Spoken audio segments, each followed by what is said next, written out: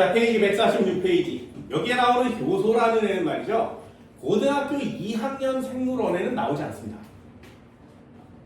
엄청나게 생물에서 중요한데 통합과학에서 효소가 나오고요.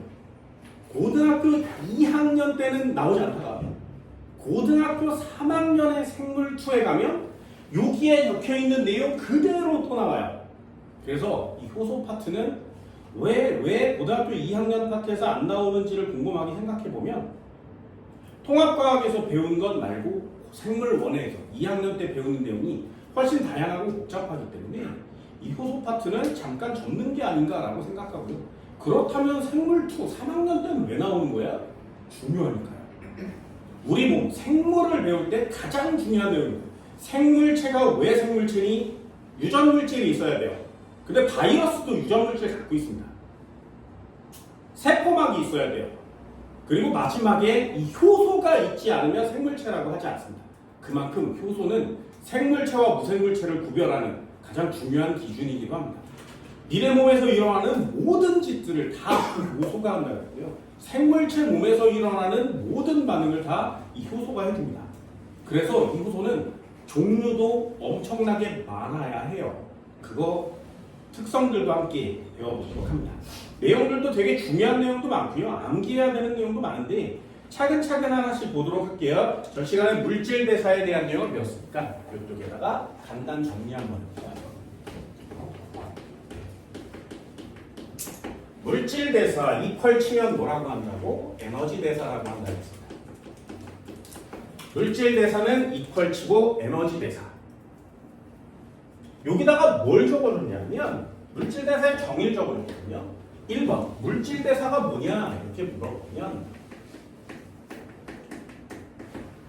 물질 대사가 뭐냐 요거에 대한 내용을 좀 확장시켜 볼게요. 물질 대사는 이렇게 치면 생물체 몸에서 일어나야 되겠죠. 생물체 몸 속에서 일어나야 됩니다. 몸 바깥에서 일어나는 건 물질 대사라고 하지 않습니다. 그리고 화학 변화라 그래요. 이걸 물질 대사라고 합니다. 생물체 몸 안에서 일어나는 화학 반응이에요. 예를 들면 녹말을 분해하는 애가 아밀레이즈라는 애지. 그 아밀레이즈라는 애가 녹말을 이렇게 쪼개서 엿당으로 바꿔줘요. 그럼 이렇게 몸속을 돌아다니다가 엿당이라는 걸 부시는 말테이즈라는 효소가 나와서 또 그 녀석을 포도당으로 분해시켜줍니다. 이런 것들을 화학 반응이라고 해요. 그럼 화학 반응이 아닌 애는 누구야? 물리 반응이라고 합니다. 예를 들면 니네들이 음식을 먹을 때 한 입 베어 물고 꿀떡 삼키지. 좀 이상하지 않니? 그걸 잘게 씹죠. 씹는 건 큰 덩어리를 잘게 부수는 거거든요. 그럼 전 시간에 예습했던, 복습했던 겁니다. 물질 큰 덩어리를 잘게 부수는 걸 뭐라 그래? 이화라고 합니다. 물질 대사 중에 이화예요. 큰 덩어리를 작은 덩어리로 만드는 거죠. 그럼 그 이화라는 애는 물질 대사 맞아요. 그런데 씹는 건 뭐야? 걔는 효소의 작용이 아니라 치아의 근육운동 작용이죠. 그런 건 물리변화라고 합니다. 그래서 씹어서 물체를 작게 만드는 건 물질 대사라고 하지 않습니다. 반드시 화학 반응이어야 돼요. 이 화학 반응이 진행이 되면 여기다가 두 줄 써줬어요. 반드시 에너지의 출입이 있어야 되는 거예요. 반드시 화학 반응을 하려면 반드시 효소가 있어야 됩니다. 효소가 없으면 물질 대사라는 단어를 쓰지 않습니다. 이 효소라는 단어 밑에다가 뭘 써줬냐고? 생체 촉매요 이렇게 적어줬거든요. 그래서 물질 대사라는 말 자체도 반응 자체도 중요하지만 물질 대사를 하는 효소라는 애가 모든 단원의 주인공이 되는 겁니다. 물질 대사는 두 종류로 나눈다고 그랬습니다. 하나는 동화작용이라는 애가 있고요.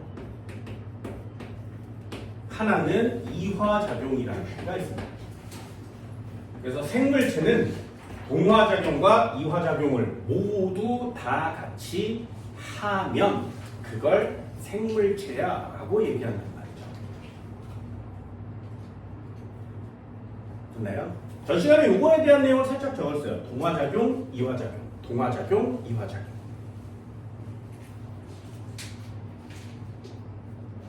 됐지? 오늘은 동화작용, 이화작용을 좀 더 세분화해서 적어봅니다.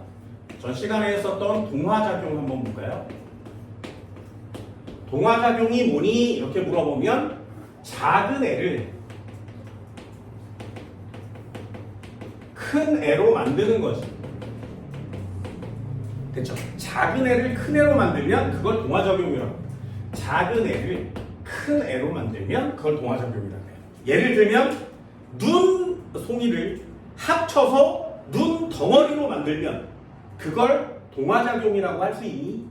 이런 것들이에요. 예를 들면 물이 떨어져서 거기에 고드름이 맺히면 고드름이 점점 길어지죠. 그럼 작은 물방울을 합쳐서 고드름을 만들면 동화작용이니? 안 된다 그랬어요. 왜요? 조건이 성립하지 않습니다. 고드름은 몸 안에서 생기진 않죠. 됐나요? 눈덩이도 몸 안에서 합쳐지진 않지. 그러니 일단 첫 번째 몸속이라는 물질 대사의 조건을 만족하지 않고요. 두 번째 눈덩어리 내가 합치지 반드시 효소가 필요하니? 아니란 말이죠. 그래서 그런 애들은 물질 대사라고 하지 않습니다. 동화작용이 일어나려면 반드시 이렇게 이쪽으로 에너지를 흡수시켜줘야 된다 그랬어요. 에너지가 들어가야 되고요. 효소가 반드시 관여해야 된다. 그럼 이화작용도 한번 정리해볼까요? 이화작용은 뭐니? 큰 애를 다시 작은 분자로 쪼개는 거죠. 큰 덩어리를 쪼개는 거예요. 누가 쪼개준다고? 효소가. 됐나요? 그러면 아까 들어갔던 에너지가 다른 형태의 에너지로 방출이 된다는 거죠. 됐지? 그럼 요거를 전 시간에는 예들을 그려드릴게요. 오늘은 그래프도 한번 그려볼게요. 시간이 지나면 지날수록 에너지는 어떻게 되니? 이렇게 물어보면 됐나요? 동화작용은 말이야 에너지가 안으로 들어가야 되죠. 그럼 들어가기 전과 들어간 후 누가 에너지가 커야 돼? 들어간 후가 에너지가 커야 되는 거 맞지? 그래서 처음에는 에너지가 작았다가 올라갑니다.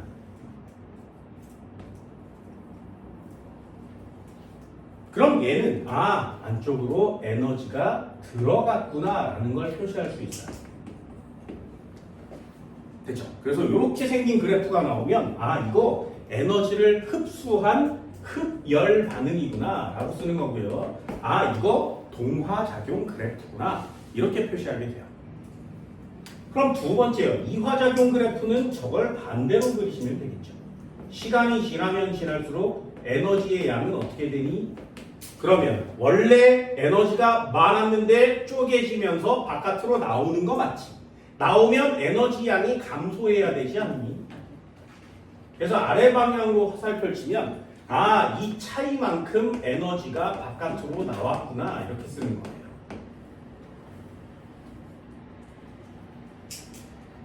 됐나요? 그럼 에너지가 바깥으로 나왔으니까 이거 발열 반응이구나 이렇게 쓰게 되겠죠.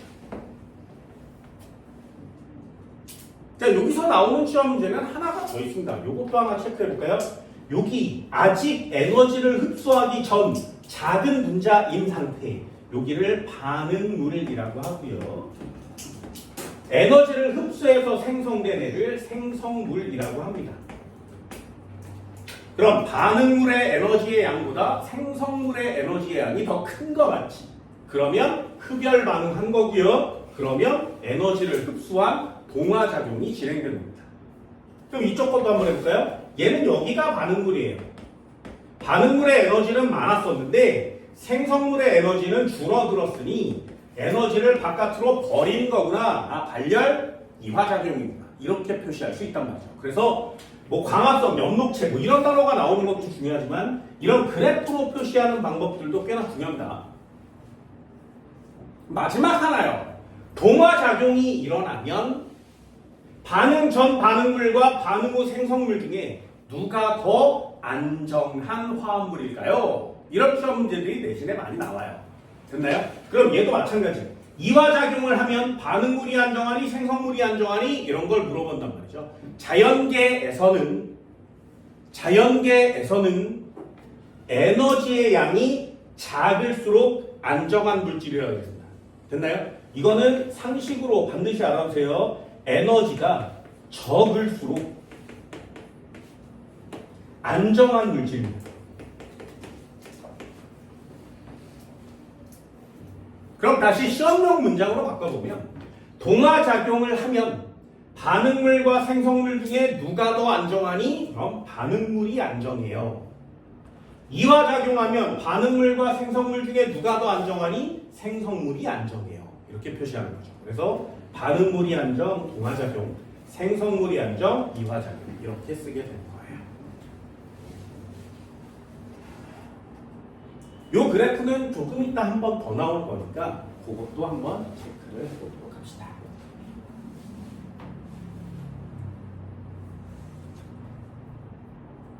됐죠? 동화작용, 이화작용. 자, 동화작용과 이화작용의 공통점이 뭐라고? 반드시 효소가 필요합니다. 자, 효소에 대한 내용도 한번 정리해볼까요? 별표예요. 세 글자예요.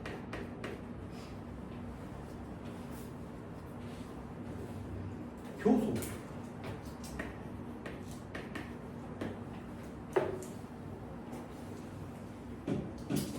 여러분, 효소 들어봤어요? 효소랑 비슷한 이름을 갖고 있는 애들. 이게 효모가 뭔지 알아? 효모 뭔지 아세요? 들어봤어요? 효모? 김치. 뭐 그러기도 합니다. 효모 뭔지 아니? 효모 영어로 뭐라 그래? 효모예요. 들어봤어요? 이스트. 이스트 어디다 써? 화장품에 이스트 화장품에 이걸 바르면 얼굴이 발효되지 않을까요? 농담이고요. 이거 어디다 쓰냐면 빵 만들 때 써요. 네. 빵을 만들 때 이스트를 넣습니다. 그러면 이스트를 넣으면 이스트가 빵에 들어있는 빵을 만들기 전이니까 거기에 들어있는 설탕을 먹어요. 설탕을 막 쳐먹고 싸요. 막 싸. 그때 설탕을 먹고 싸는 애 중에 하나가 이산화탄소입니다. 그래서 이스트를 빵에다 넣고 반죽을 막 하면 이 이스트가 설탕을 막 쳐먹고 이산화탄소를 막 내놔요. 그러면 빵 반죽이 점점점 커지는 거죠. 이렇게. 그래서 이 녀석을 구우면 빵 속에 구멍이 나게 되어 있는 거예요. 그게 얘야. 또는 술을 만들 때 얘를 집어넣습니다. 술 만들 때 이 녀석을 넣으면 술 속에 들어있는 포도라든가 술 속에 있는 밥이라든가 이런 걸 막 처먹어요. 그리고 싸요. 그때 알코올과 이산화탄소를 넣습니다. 그걸 걸러서 먹는 거죠. 인간들이. 효모는 되게 엄청난 짓을 하는 거거든요. 술을 먹은 지는 되게 오래됐어요. 인간들이. 그거 다 얘가 해줘요. 근데 이 녀석이 하는 짓이 뭔지가 되게 궁금했던 거죠. 그래서 이 효모가 뭔지 몰랐었어. 그래서 나중에 이 녀석을 길렀더니 아, 효모는 곰팡이구나 라는 사실을 알아냅니다. 곰팡이에요. 곰팡이가 음식을 썩게 하는데 음식을 썩게 하면 부패라고 하죠. 부패됐는데 이 녀석을 냄새도 그렇고 먹기가 좀 더러워. 버리는 거지. 음식이 부패되면 버리잖아요. 그런데 부패됐어. 이 새끼를 버리기 너무 아까운데 먹어봤더니 너무 기분이 좋은 거야. 됐나요? 그래서 이 녀석이 부패됐는데 이 녀석을 먹어봤더니 너무 오래 잘 사는 거예요. 완전 건강식품 된 거야. 그럼 부패된 애를 먹으면 야 부패된 걸 먹으니 이상하지 잘 살지 막 이렇게 할 수 없으니까 먹어서 몸에 좋은 부패된 물질 됐나요? 먹어서 몸에 좋은 부패된 물질을 다른 말로 인간이 사용하기 시작했습니다. 그래서 부패라는 단어를 쓰지 않고 발효라는 단어를 쓰기 시작한 거죠. 발효는 부패랑 똑같아요. 단 인간이 먹기 때문에 그래. 발효식품 중에 인간을 가장 건강하게 잘 살게 만드는 음식 1위가 뭔지 아니? 1위. 그게 일본 애들이 먹는 나또예요. 들어봤어요? 나또? 낫또 콩인데 그 녀석을 발효시키는 거죠. 그래서 걔를 막 저으면 실 같은 거 막 생기잖아요. 그런 걸 막 처먹는 거야. 낫또가 건강식품 1위예요. 그럼 2위는 뭐야?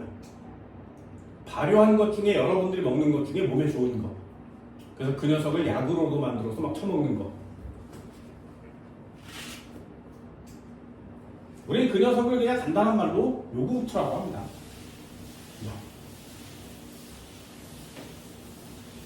우리나라도 발효 음식 많이 먹죠. 젓갈이라든가 다 발효된 거예요.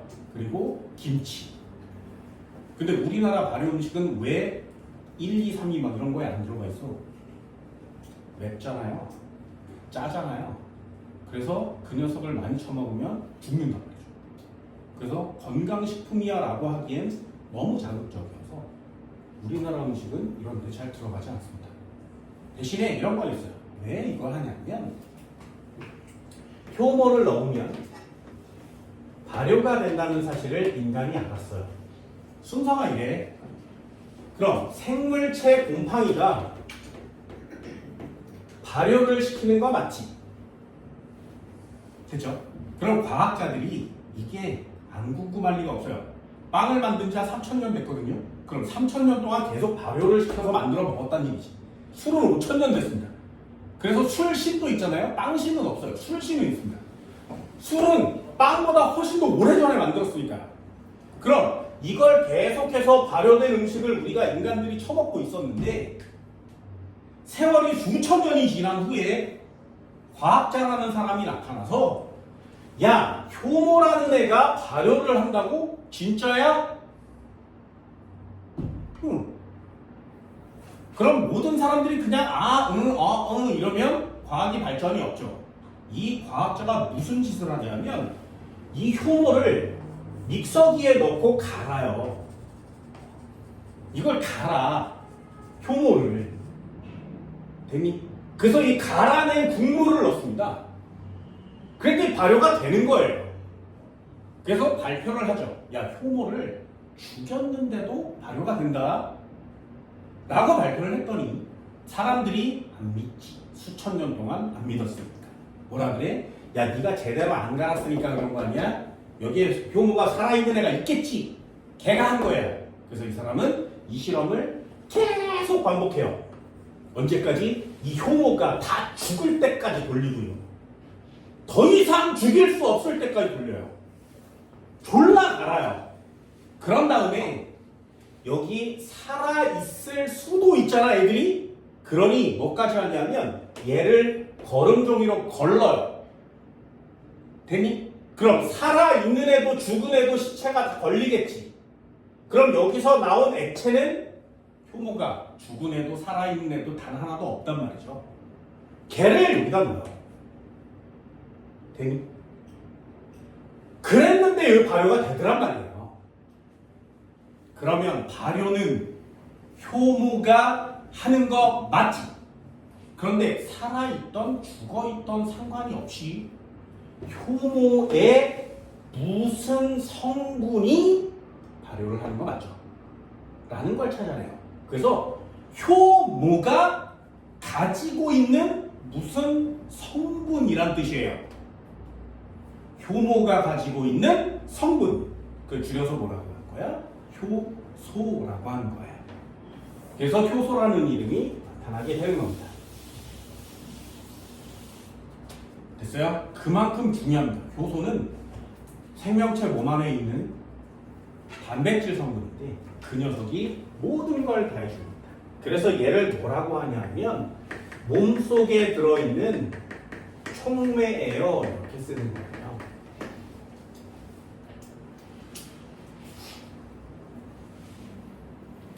자, 효소의 특징들 한번 볼까요? 첫 번째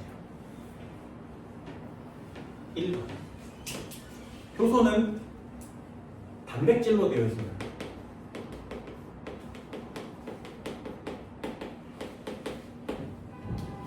효소는 단백질 성분이에요. 그래서 효소는 누가 만들어? 단백질을 합성시켜주는 애니까 리보솜이라는 애가 만들게 됩니다. 모르는 사람은 이런 것도 한번 해보세요. 아, 효소를 만들어내는 애는 누구야? 리보솜.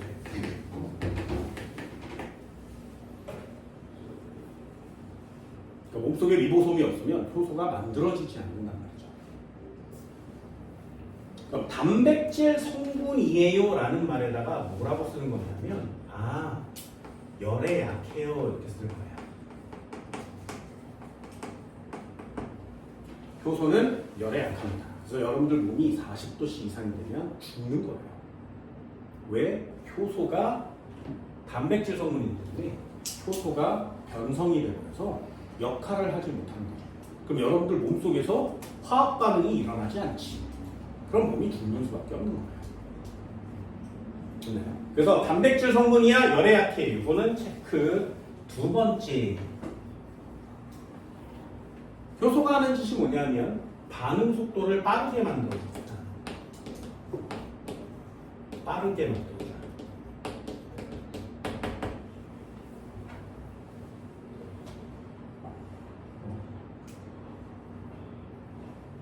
그렇죠? 이걸 실험한 과학자도 있어요. 진짜 과학자는 미친 사람들. 이렇게 생긴 1cm, 1cm, 1cm짜리 고기 덩어리를 가져와. 그래서 이 고기 덩어리를 이렇게 관에다가 보관을 해요. 아무 처리도 하지 않아요. 그런 다음에 이 고기가 나중에 이산화탄소와 물처럼 분해될 때까지를 기다립니다. 됐나요? 분해가 안 돼요. 너무 느려요. 그래서 1cm짜리 고기 덩어리가 완전 분해되는 시간을 컴퓨터로 계산했어요. 이 새끼를 어떻게 하면 아무 영향을 받지 않고 분해가 될 수 있지? 저절로 분해는 되거든요. 하지만 그 반응 속도가 되게 느리기 때문에 고기 덩어리가 물과 이산화탄소로 분해되는 시간이 120년이에요. 120년을 놔두면 고기를 120년을 놔두면 요만한 고기 덩어리가 사라져요. 물과 이산화탄소로 변합니다. 그런데 이 고기 덩어리에 효소를 집어넣잖아. 그러면 이 고기 덩어리가 완전 분해되는데 12시간이 걸립니다.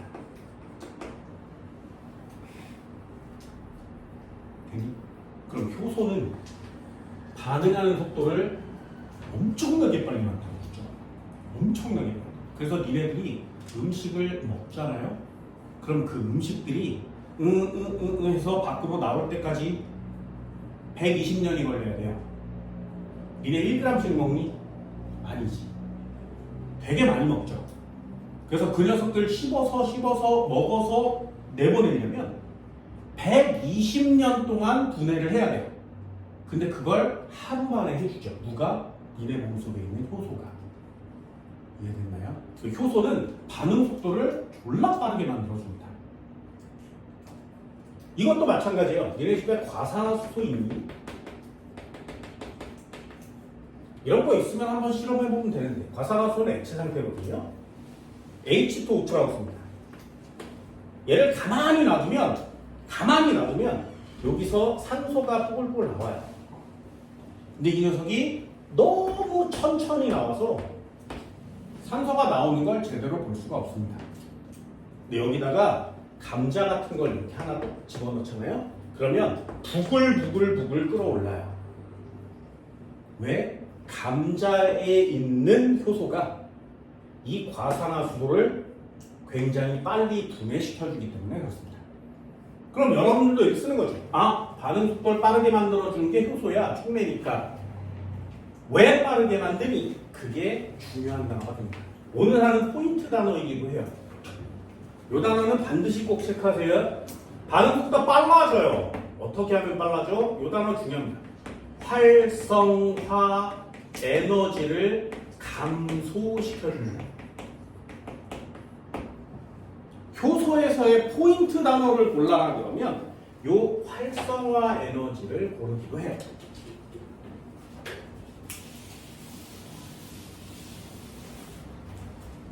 활성화 에너지가 감소하면 반응 속도 빨라지는 겁니다. 도대체 이 활성화 에너지가 뭐냐? 그걸 배우는 게 효소에서의 첫 번째 포인트입니다. 세 번째를 뭐라고 하냐면 이 단어 어렵습니다. 기질 특이성이 있어요 라고 표시해요.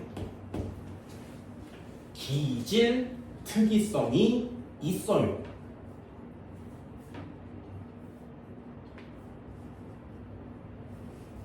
이것도 조금 이따 설명할 건데, 기질 특이성은 효소와 효소 사이에 결합 구조가, 결합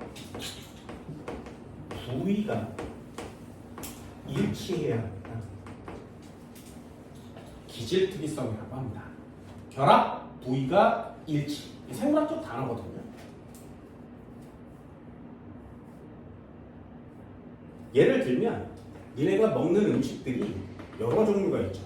예를 들면 네모난 음식도 먹을 거고, 세모난 음식도 먹을 거고, 동그란 음식도 먹을 거예요.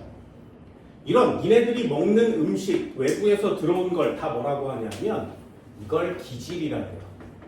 탄수화물, 지방, 단백질 이런 애들을 다 통틀어서 기질이라고 합니다. 기질을 먹잖아. 그럼 먹는 종류가 다 다를 거 아니에요? 뭐 고기도 먹고 계란도 먹고 야채도 먹고 뭐 이럴 거 아니야? 그럼 먹는 기질의 종류가 되게 많겠죠. 그럼 이 기질에 효소라는 애가 반응을 해야 되는데, 효소가 이렇게 생겼어요. 근데 효소가 이렇게 봤더니 여기가 이렇게 파여 있는 거예요. 이렇게. 됐나요? 그러면 네모난 애는 여기 부분이 얘랑 똑같으니까 여기 낑길 수 있지, 그치? 됐죠? 요 부위를 결합 부위라고 해요. 그러니까 결합 부위가 일치하는 애는 달라붙을 수 있지만 얘는 결합 부위가 일치하지 않지. 얘는 못 붙는단 말이죠. 얘도 이렇게 가서 못 붙어요. 됐나요? 기질 특이성이라고 합니다. 그치? 그럼 한 번만 더 해볼게요. 니네들이 먹는 음식이 되게 다양하잖아? 그러면 효소도 종류가 다양해야 되죠. 왜? 이렇게 생긴 애도 있어야 되고요. 이렇게 생긴 애도 있어야 되지 않니? 효소가 기질의 종류에 대응해서 많아야 돼요. 근데 과학자들이 또 찾아본 거죠. 니네 효소를 찾아보니까 효소의 종류가 많지 않은 거예요. 그럼 효소의 종류가 왜 많지 않은 거야? 기질의 종류는 졸라 많은데, 그래서 또 찾아냅니다. 아, 효소는 원래 이렇게 생겼었는데, 아, 이게 아니야. 그냥 큰 거 이렇게 한 덩어리가 있고요. 나머지가 이렇게 조그만 것만 이렇게 만들면 되지 않니? 이렇게 만들고, 여기 뾰족하게 이렇게 만들고, 여기 동그랗게 이렇게 만들고, 이렇게 만들면, 그래서 얘네들을 많이 갖고 있습니다. 네모난 거 들어오면 요 녀석을 여기다 붙이면 되죠. 세모난 거 들어오면 얘만 여기다 붙이면 되죠. 네모난 거 들어오면 얘만 여기다 붙이면 되죠. 그래서 큰 덩어리, 졸라 큰 효소는 몇 개 없어도 되고 여기에 도와주는 애들이 많으면 되는구나. 이렇게 효율적인 생명체의 몸뚱아리를 차근차근 만들어내요. 이렇게 가설을 세웠는데 실제로 이래요. 실제로 있습니다. 그리고 또 발달을 해서 효소를 또 찾았더니 이상한 효소도 있어요. 그걸 장갑 효소라고 합니다. 예를 들면 니네 겨울에 끼는 장갑이 요만하지만 끼면 졸라 커지는 매직 장갑 같은 거 본 적 있죠? 효소 똑같아요. 효소도 이렇게 그냥 생겼어. 근데 네모난 게 오잖아요? 네모난 게 오면 여기 모양이 네모나게 변해요. 동그랗게 오면 여기 동그랗게 변해요. 효소도 모양을 바꿀 수가 있구나라는 걸 알아냈습니다. 인간들은 전부 다 굉장한 것들을 찾아내죠. 다시 한번요. 기질의 종류는 매우 다양해. 그럼 효소의 종류는 어떻겠니? 많아야 되는데 그렇지가 않아요. 기질과 효소는 결합할 수 있는 애만 딱 정해져 있어요. 그걸 기질 특이성이라고 하는데 뭐가 일치해야 된다고? 결합 부위가 일치해야 됩니다. 그래서 결합하는 기질이 효소마다 다 정해져 있어요 라고 하는 거예요. 그걸 기질 특이성이라고 합니다. 그럼 맨 마지막 4번이요. 효소는 재사용 가능합니다. 그래서 이름이 촉매인 거죠.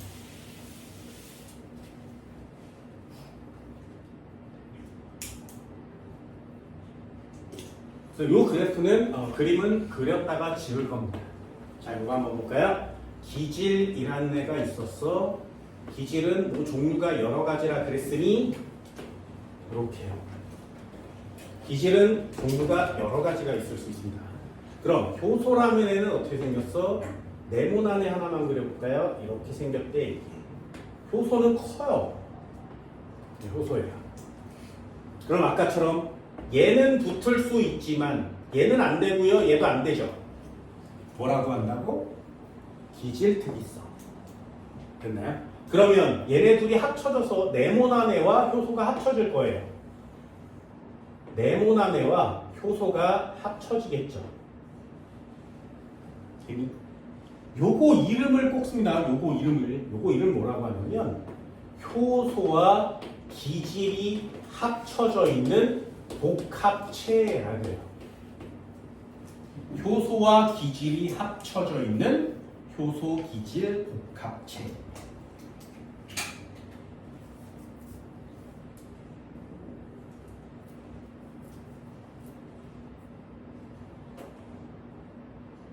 다시요. 기질과 효소는 기질 특이성에 의해서 결합 부위가 일치한 애만 달라붙을 수 있습니다. 그럼 효소와 기질이 합쳐져 있는 상태를 뭐라고 한다고? 효소 기질 복합체. 그런 다음에 효소는 그대로 남아요. 모양이 변하지 않습니다. 됐지? 그럼 요 안에 들어있는 요 네모난 애가 밖으로 빠져나오는 거죠. 빠져나올 때 부스러기들로 빠져나옵니다. 되니? 그럼 기질이 들어가서 효소 기질 복합체가 된 후에 다시 빠져나오면 이걸 생성물이라고 해요. 그럼 처음부터 반응이 쭉 진행되는 동안에 변하는 애는 기질이 생성물이 된 거죠. 그럼 변하지 않는 애는 누구야? 여기도 똑같이 생긴 거 맞지? 그러니 이 효소는 다시 되돌아가서 재사용을 할 수 있는 거죠. 이걸 촉매라고 합니다. 반응에는 관여하지 않고 반응 속도만 빠르게 만들어줘. 재사용 가능 물체 촉매. 그래서 얘를 생체 속에 들어있는 재사용 가능 물체 촉매라고 하는 거죠. 이 그림은 되게 단순하지만 시험에 잘 나오거든요. 기질 여러 종류지만 효소에는 부위가 같은 애만 붙을 수 있어. 기질특이성. 기질과 효소가 합쳐지면 다른 이름으로 불립니다. 효소기질 복합체. 기질이 모양이 변할 거고요. 생성물. 효소는 모양이 변하지 않아요. 그래서 다시 사용할 수 있는 거죠. 촉매.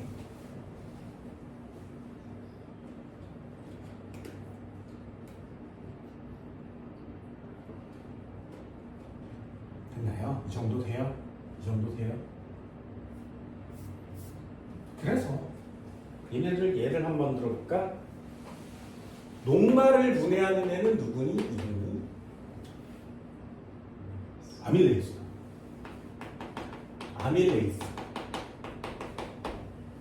두 번째요. 그럼 단백질을 분해하는 애는 누구니?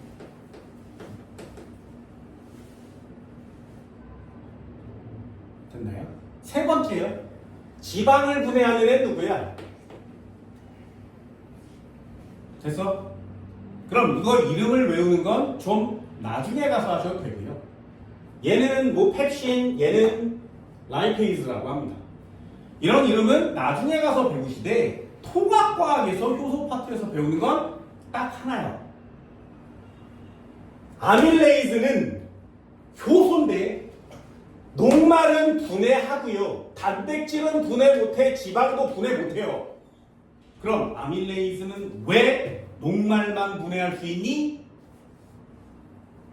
1번, 2번, 3번, 4번 중에 누구야? 됐나요? 아밀레이즈는 녹말과만 결합부위가 같은 거예요. 단백질과 지방과는 결합부위가 다른 거지. 이해됐나요?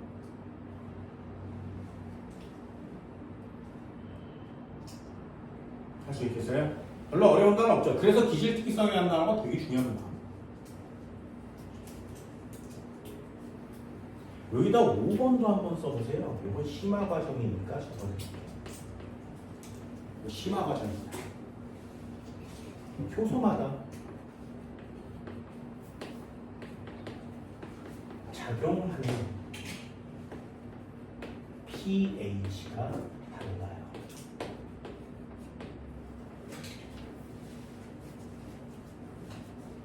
효소마다 작용하는 pH가 달라요. 이게 심화 과정 내용입니다. 이 중에서 단백질 성분 열애아크다와 pH를 배우면 생물 2가 완성됩니다. 여기다가 적어줄까요? 효소의 작용에 영향을 미치는 논문 두 가지를 쓰세요. 그러면 얘는 첫 번째 온도를 씁니다. 왜요? 효소는 거의 대부분 단백질 성분이니까요. 두 번째 pH라는 걸 씁니다. 효소마다 pH, 작용하는 pH가 조금은 달라요. 이런 것들도 생물학에서 배워주면 와 이게 뭐야? 똑같은 단백질인데 왜 다르지? 라는 궁금증이 생겨야 됩니다. 근데 별로 궁금하지가 않아요. 별로 궁금하지가 않아. 얘네들도 한번 해볼게요. 잘 보세요. 잎이라는 애가 있어. 잎 됐나요? 그리고 가장 대표적인 기관이 위라는 곳이 있습니다. 위 됐지? 세 번째 소장이라는 곳이 있거든요. 됐지? 자 질문 상식 알고 있나요? 입에서 효소가 나옵니다. 이름이 뭐야? 걔가 아밀레이즈예요. 아밀레이즈는 침과 섞여서 입에서 나와요. 됐죠? 그래서 음식을 씹어 먹을 때 탄수화물, 지방, 단백질을 한꺼번에 넣고 막 씹으면 그 중에 아밀레이즈만 입에서 작용하고 나머지는 작용하지 않습니다. 그럼 아밀레이즈가 하는 짓은 무엇이니? 라고 물어보면 탄수화물을 분해해요. 이렇게 쓰는 거예요. 됐니? 한 번만 더 해볼게요. 위에서 나오는 효소 이름은 뭐냐면 펩신이라는 효소예요. 펩신. 펩신은 단백질을 분해하는 효소입니다. 그래서 입에서 단백질을 아무리 씹어도 입에서 단백질이 분해되지 않고요. 걔를 꿀떡 삼켜서 위로 보내면 펩신이라는 애가 나와서 단백질을 분해하기 시작합니다. 그럼 한 번만 더요. 지방은 도대체 어디서 분해된 거야? 어디서? 지방은 여기까지 와야 분해가 돼요.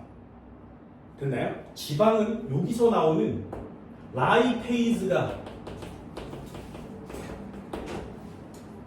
소장에서 지방을 분해합니다. 상식입니다. 자, 잘 보세요. 잘 봐. 피자를 먹어 한 조각 씹어 먹어요. 피자에는 탄수화물 들어있죠. 그 빵 부분이 탄수화물이에요. 단백질도 들어있죠. 고기 맛 박혀있는 거 맞지? 지방도 들어있습니다. 그럼 이 세 가지를 한꺼번에 입에다 넣고 막 씹는 거지. 그럼 입에서 뭐가 분해되기 시작한다고? 탄수화물이요. 그럼 막 분해해서 탄수화물이 막 분해되면 그걸 꿀떡 삼키는 거예요. 이렇게. 그럼 위로 넘어왔지. 그럼 위에선 뭐가 분해되기 시작해? 단백질이 분해되기 시작해요. 그 녀석이 소장으로 이렇게 내려가면 소장에서 지방이 분해되기 시작합니다. 그래서 분해가 완성되는 곳은 소장이에요. 여기까지 됐나요? 자, 한 번만 해볼게요. 잘 보세요. 니네 탄수화물을 막 씹어 먹었지. 탄수화물, 지방, 단백질을. 그럼 침이 나와서 아밀레이즈랑 같이 섞어줬지, 그지? 됐나요? 그 꿀떡 삼킬 때 말이야. 아밀레이즈는 남기고 나머지만 삼키니? 야, 이거 할 수 있는 사람. 이거 할 수 있는 사람. 이거 할 수 있는 사람. 막 식은 다음에 그래서 내가 뜯는 야 이거 할 수 있는 사람. 이상하잖아요?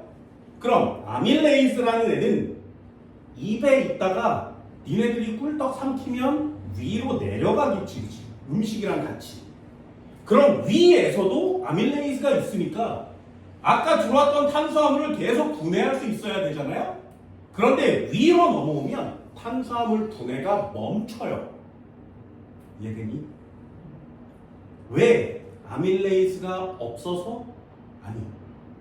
아밀레이즈가 입에서는 작용하는데 위에서는 작용하지 못하는 거예요. 됐나요? 왜냐하면 입은 중성. 이 녀석은 pH가 7이에요. 그런데 위는 산성이란 말이죠. 염산이 나와서 얘를 산성으로 만들어줍니다. 아밀레이즈는 pH 7에서는 작용할 수 있지만 pH 2에서는 작용할 수 없어요. 됐나요? 그래서 음식물을 삼켰을 때 위에서 탄수화물이 분해되지 않는 이유는 뭐니? 라고 물어보면 아밀레이즈는 입에서만 나오니까요 라고 얘기하면 안 돼요. 음식물과 함께 아밀레이즈가 위로 넘어가지만 위는 pH가 입과 다르기 때문에 아밀레이즈의 활성도는 떨어지는 겁니다. 됐나요? 그럼 반대로요. 펩신은 단백질이 펩신 위에서 분해되면 이상하니까 펩신 말고 소장에서도 분해되면 안 되니? 안 돼요. 소장은 얘는 염기성입니다. pH가 8이죠. 그래서 각각 몸의 부위마다 pH가 다 다르니 거기에 해당하는 거기에서 최고 작용을 할 수 있는 애를 그 위치에다 분비하는 거예요. 인간 몸뚱아리 참 신기하죠, 그죠? 신이 진짜 잘 만들어놨습니다. 진짜 잘 만들어놨습니다. 이 탄수화물 중에 녹말이라는 애가 있고 셀룰로스라는 애가 있어요. 얘네 둘 다 탄수화물입니다. 녹말은 인간이 먹으면 아밀레이즈가 분해합니다. 그런데 셀룰로스는 인간이 먹어도 분해가 되지 않아요. 왜 분해가 되지 않을까요? 그럼 딱 하나의 단어를 쓰시면 됩니다. 뭐가 없으니까? 셀룰로스를 분해하는 효소가 없으니까.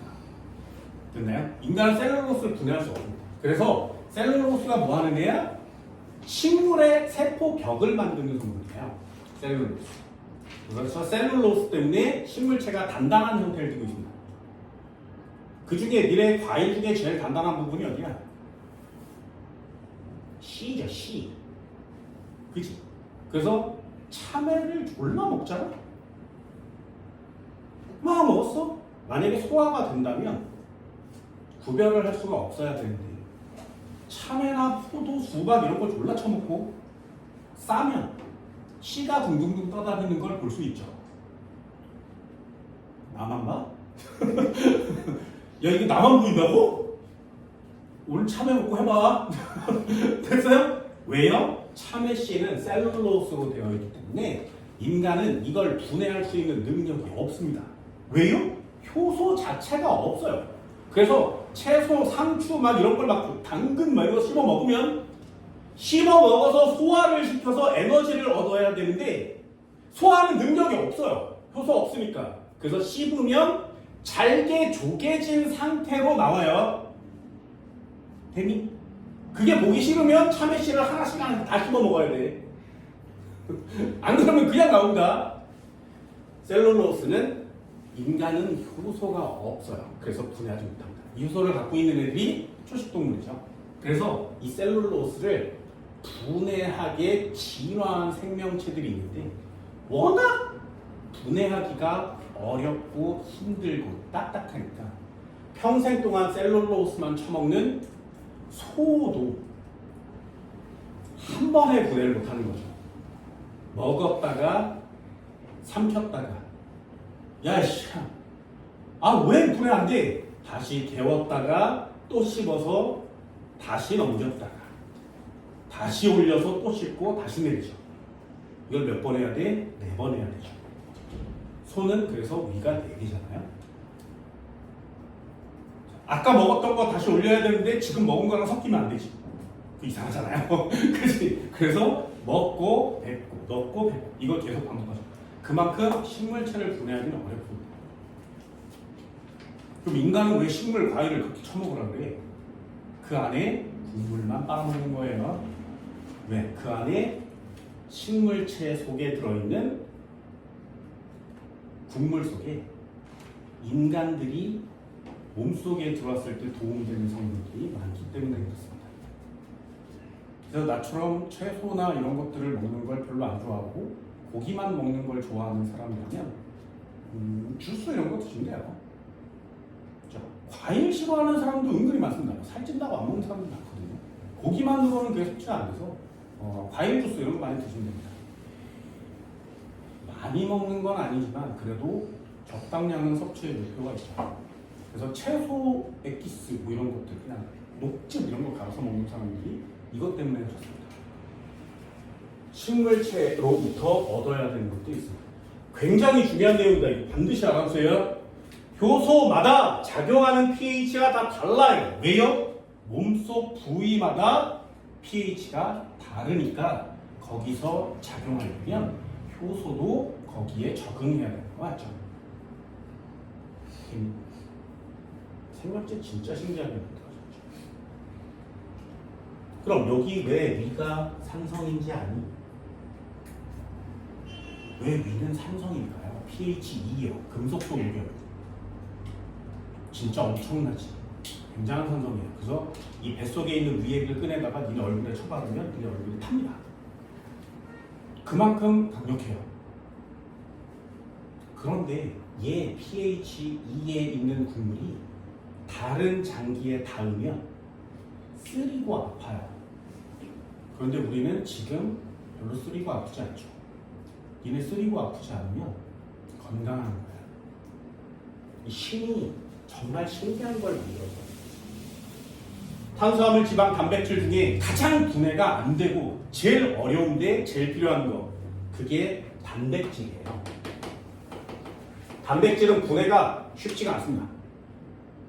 신이 야, 이 단백질이 말이야 입에서 분해되면 안 돼. 그래서 입에서 단백질 분해 요소를 막 만들어내기 시작했어요. 그래서 꿀딱 삼켰더니 막 이렇게 나가는 거죠. 근데 입에서만 분해시키면 분해가 잘 안 되잖아요. 그래서 이렇게 해서 밖으로 나갈 때 단백질이 다 빠져나가는 거예요. 분해가 안 되니까. 일부만 아미노산으로 흡수를 하는 거예요. 그거 가지고 생명체의 몸뚱아리를 유지시킬 수가 없었던 거예요. 그래서 야, 단백질은 분해하는데 좀 시간이 오래 걸리니까 분해하는데 오래 걸리니 저장하고 있는 장소를 만들어. 그럼 되지 않겠어? 그래서 저장 주머니를 만든 거야. 됐나요? 위에요.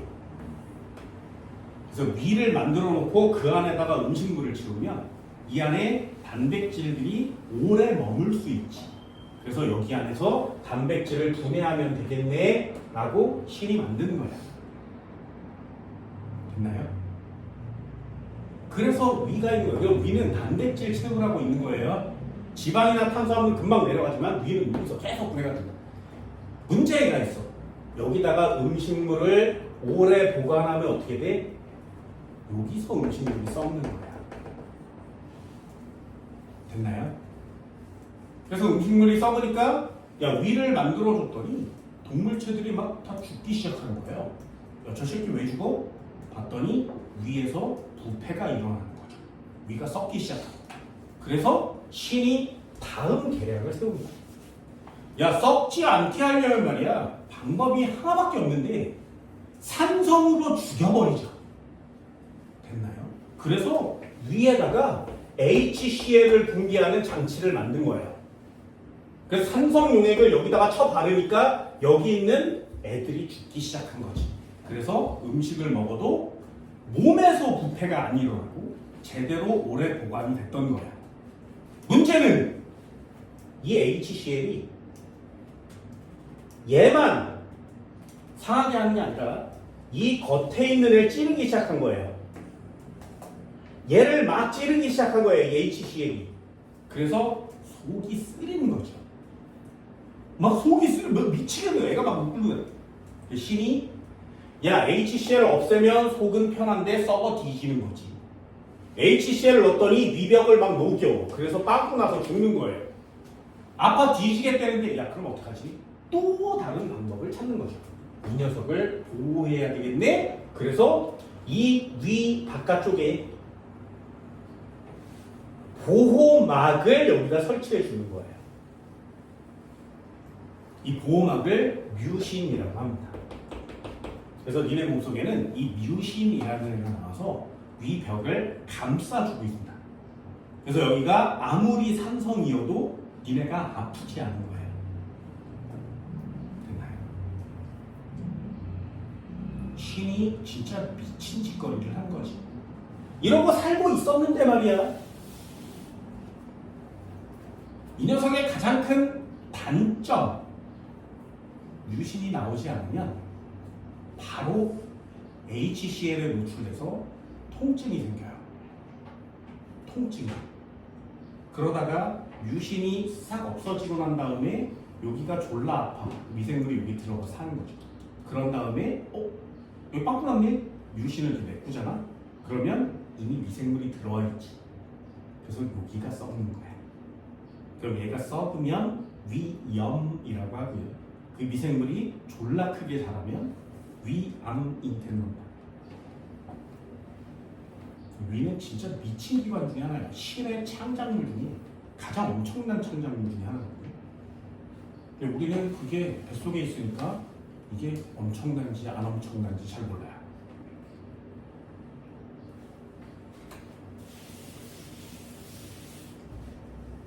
우리나라 사람은 위암이 발병률이 전 지구에서 가장 높습니다. 우리나라 최고예요. 1등이 여기 있어, 우리나라. 2등 여기 있고요. 3등 여기 있어요. 4등 여기 있어요. 우리나라는 위암 발병률이 독보적인 1위예요. 그래서 거의 대부분이 폐암 아니면 위암인데 위암으로 죽는 확률이 미치도록 높아요. 이유는 딱 두 가지. 첫 번째가 뭐냐면 음식 때문에 그래요. 전 지구에서 가장 매운 음식을 먹는 나라죠, 우리가. 그지? 마라탕 이런 거 먹잖아요. 좋아해요? 매운맛 몇 단계? 김치 이런 거 먹잖아. 그렇게 매운 음식을 먹으면, 매운 음식이 윗속에 들어가면 아까 얘기한 보호막을 녹여요. 근데 어른들이 매운 음식만 먹지 않지. 뜨거운 것도 먹죠. 졸라 뜨거운 걸 잘 처먹어요, 우리나라 사람. 그리고 뭐라 그래, 어른들이 뜨거운 거 처먹고 졸라 시원하다 이렇게 얘기하고. 이 말도 안 되는 사람. 그러면서 그런 것만 처먹어. 뜨거운 걸 먹으면 유신이 녹아요. 그리고 유신을 가장 빨리 녹일 수 있는 싹 쓸어내는 애가 있어. 걔가 알코올이에요.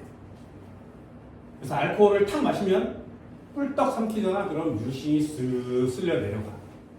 거기다가 뜨거운 국물을 졸라 처먹는 거죠. 매운데 막 처먹고. 그럼 여기에 염증이 생기기 시작해요. 그래서 어른들이 술 먹고 난 다음에 속 쓰려 이렇게 얘기하는 게 그것 때문에. 그럼 여기에 염증이 생기면 고칠 수 있는 방법이 별로 없습니다. 위험해지는 거죠. 그래서 얘네들 매운 거 많이 먹지 마시고요.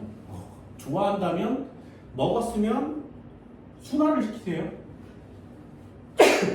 안 그러면 매우 위험해집니다. 나중에 어른이 되거든 술도 좀 적당히 드시고요. 되게 중요한 거죠. 이렇게 많이 먹는데 왜 중국이나 러시아 사람은 위험이 별로 없어? 걔네들은 술을 더 독한 걸 먹거든요.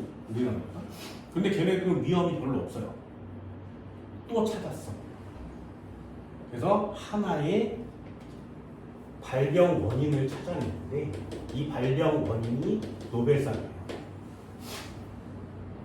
그걸 뭐라고 하냐면 헬리코박터라고 합니다. 헬리코박터 파이로리균이라는 애가 있어요. 이 헬리코박터 파이로리균이 정말 미치도록 독한 종이어서 염산에도 죽지 않습니다. 그래서 헬리코박터 파이로리가 위 벽에서 살아요. 위에 이 헬리코박터 파이로리가 여기 붙잖아요. 그러면 염산을 아무리 싸서 저 새끼를 죽이려고 해도 죽지 않습니다. 그래서 이게 헬리코박터가 여기다 염산이 효과가 없어. 그래서 여기서 살아. 그래서 여기 염증이 생기는 거고, 여기가 위가 벽이면 여기 암이 될 수 있다. 그래서 위암 발병의 거의 대부분이 헬리코박터라는 걸 과학자가 발표를 했어요. 베리 마샬이라는 과학자가 이걸 발표를 했어. 그랬더니 그 당시에 모든 병원의 의사들이 뭐라 그랬냐면, 야, 말도 안 돼. 위 속에서 균이 산다고? 웃기고 있네. 위 속에 염산이 나오는데 어떻게 균이라는 애가 살 수가 있니? 이건 말도 안 돼. 그래서 이 베리 마샬 교수를 의사학회에서 제명을 시킵니다. 이 사람 의사였거든요. 그래서 이 제명이 되려고 하는 순간에 이 베리 마샬 교수가, 야, 니네들 내 말 안 믿는다고? 내가 보여줄게. 그리고 이 파이로리 균을 마셔요. 사람들을 다 모아놓고. 그리고 병원에 자진 들어가서 매일마다 자기의 윗속을 촬영하게 해요. 위 내시경 하는 거 진짜 어렵거든요. 그래서 수면으로 하는 사람들 많은데 찍어. 괜찮아. 직접 지가 균을 마시고 위의 변화를 봐요. 그랬더니 이 파이로리 균이 하나 두 마리가 들어온 게 아니라 통째로 맞았으니까 위에 막 염증을 만들어요. 그 중에 한 조직이 암으로 발병하기 시작한 걸 사진으로 전부 다 찍어서 파이로리 균이 위 속에서 살 수 있어요 라는 걸 자기 몸으로 증명을 해요. 장난 아니지. 이런 걸 생물학자라고 하는 거예요.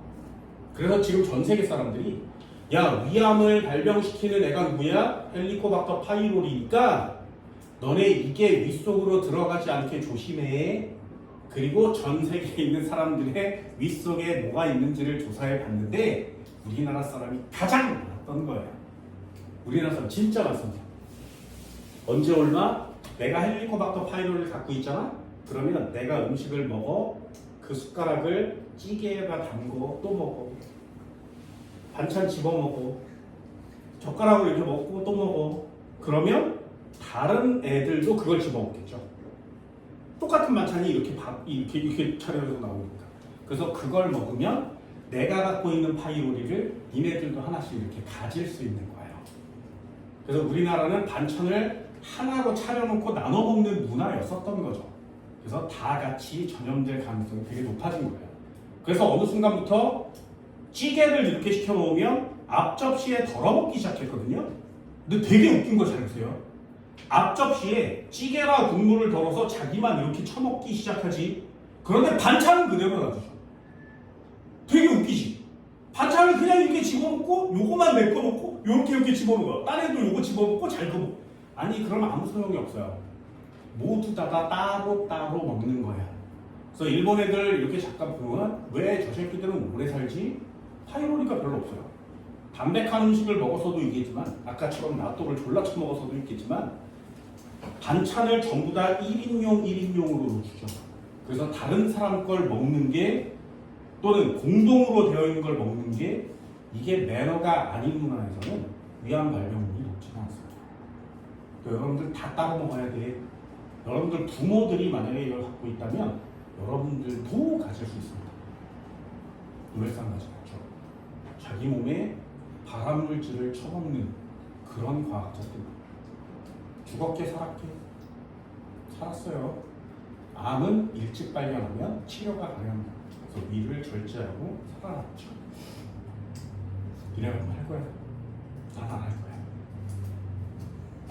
근데 아무도 안 믿어주니까 스스로 자기의 옳음을 증명하기 위해서 이 짓거리를 하는 거예요. 그만큼 효소는 생각보다 엄청나게 많이 죽어요. 다 죽을 것 같은 윗속에서도 살아있게 만드는 이유. 이 헬리코박터가 만드는 효소가 산을 중화시키는 효소예요. 그래서 그걸 막 뿜으면서 주변을 중화시켜서 거기서 살게 되는 거죠. 진짜 신기한 녀석이죠. 그만큼 효소는 중요합니다. 엄청나게 중요한 특성들이 있으니까 반드시 꼭 체크해 주시고요. 요걸 하나씩 그림을 그려서 설명하면 그게 두 번째 파트가 됩니다. 잠깐 쉴까요? 칠판 칠게요. 자, 페이지 147페이지, 146페이지랑 147페이지에 나오는 효소의 특성들을 하나씩 정리해 봅시다. 자, 이쪽에다 한번 볼까요? 효소라는 애는 역시 특성이라는 게 정해져 있는데 기질특이성은 아까 간단히 했습니다. 두 번째부터 한번 해볼게요. 첫 번째, 그걸 뭐라고 하냐면 효소는 생체 촉매야 이렇게 쓰는 거예요. 생체 촉매인 이유가 뭐야? 이렇게 물어보면 두 가지를 쓰는 겁니다. 첫 번째는 재사용 가능해요. 재사용 가능하면 이걸 촉매라고 하는 거거든요. 두 번째, 이 녀석의 중요한 특징이 두 번째예요.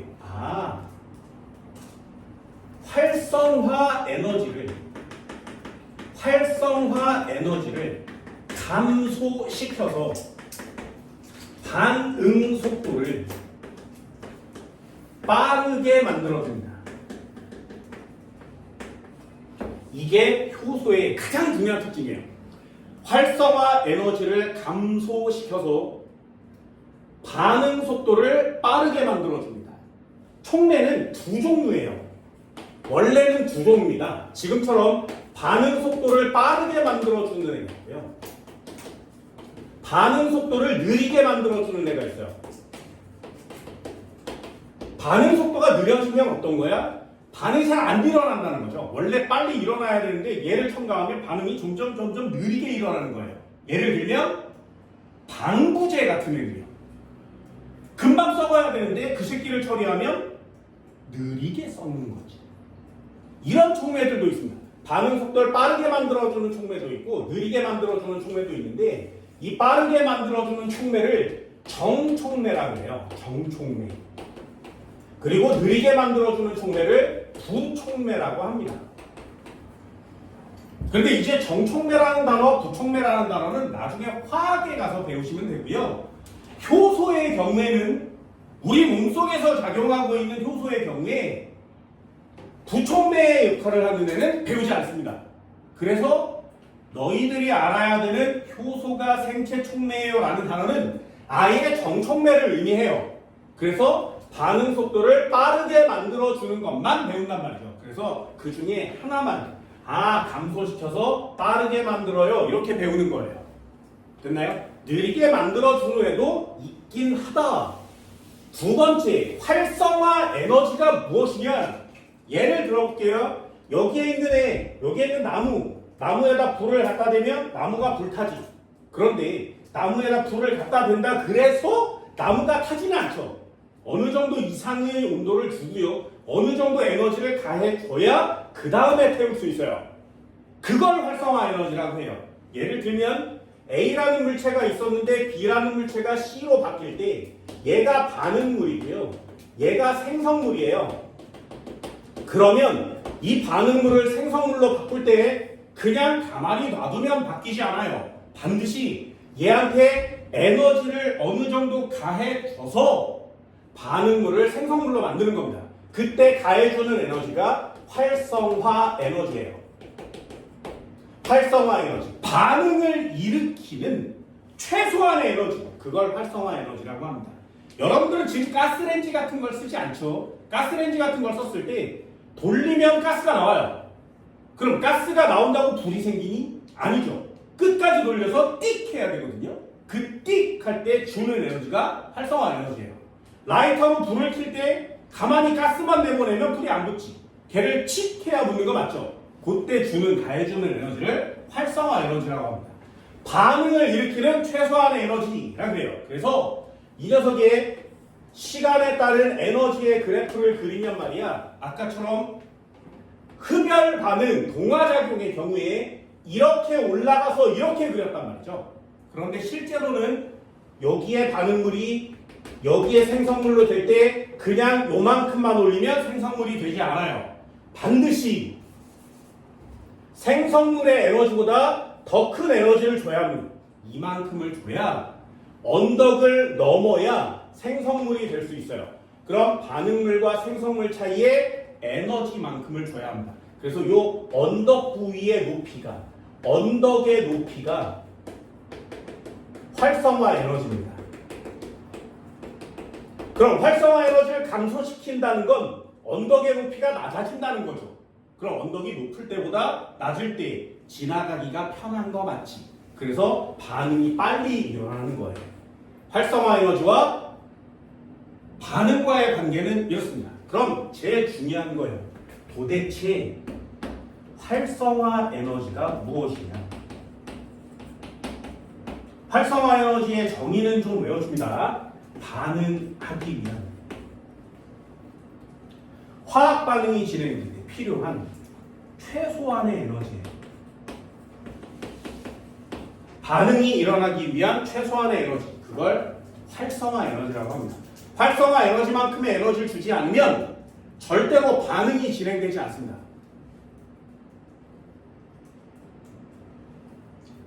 이 녀석은 두 가지가 있기 때문에 그 두 가지를 설명드릴게요. 굉장히 중요한 내용이에요. 자, 첫 번째 내용 한번 볼까요? 찾아봅시다. 반응물이 여기 있어요. 생성물이 여기 있어요. 반응물은 여기 있고요. 생성물은 여기 있습니다. 자, 질문 첫 번째요. 흡열 반응이니 발열 반응이니? 그래서 에너지의 양이 작아졌으니 내가 가진 에너지를 버린 거 맞지?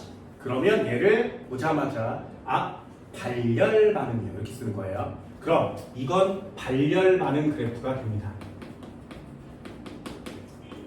됐나요? 두 가지를 쓸 거기 때문에 그래요. 그냥 보세요. 정리는 일단 다 한 다음에 그리셔도 됩니다. 그럼 반응물이 생성물이 될 때 그냥 뚝 떨어지는 게 아니라 반드시 활성화 에너지가 필요합니다. 되셨나요? 그럼 활성화 에너지가 뭐라고? 이만큼 올려야 얘가 생성물로 내려오는 거예요. 이렇게. 얘들이. 그럼 한 번만요. 요 생성물과 반응물 사이의 에너지 차이.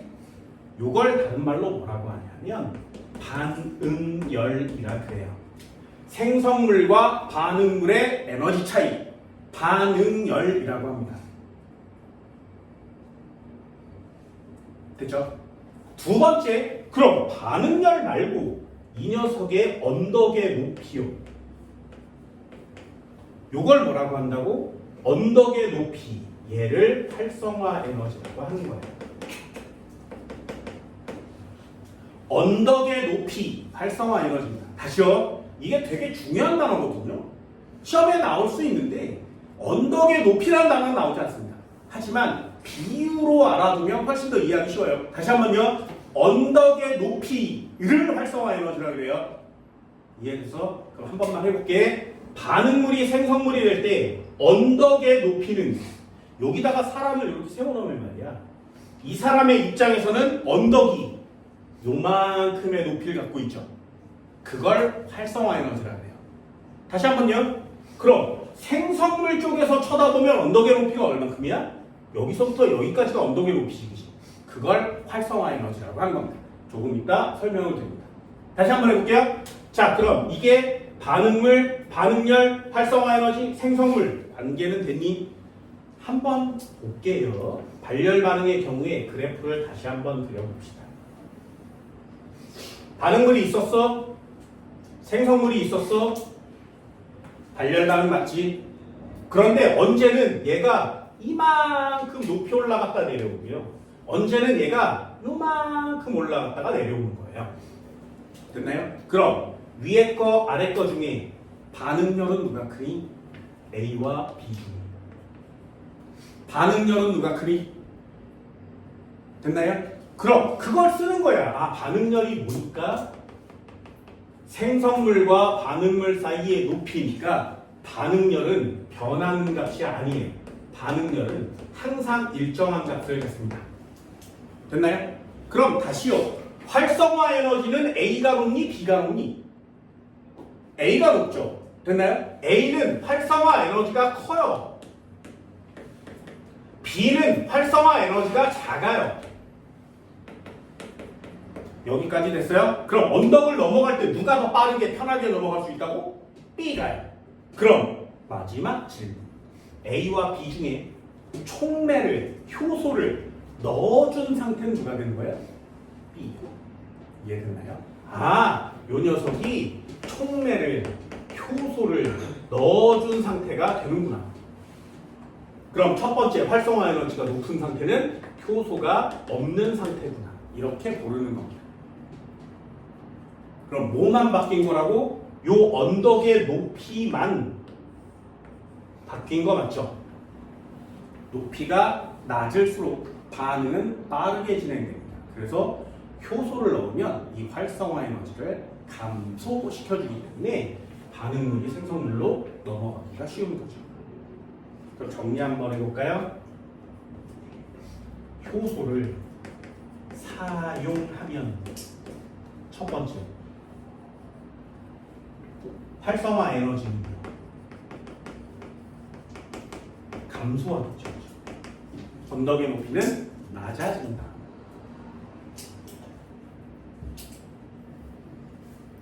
그래서 반응 속도 빨라진다.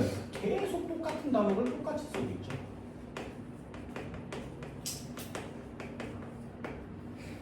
그럼 여기서 내는 시험 문제 중에 애들이 함정에 빠질 만한 거, 효소를 사용하면 반응열은 작아지니?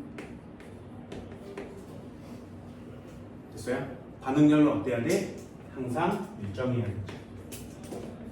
왜? 반응열의 정의는 생성물과 반응물 사이의 높이 차니까.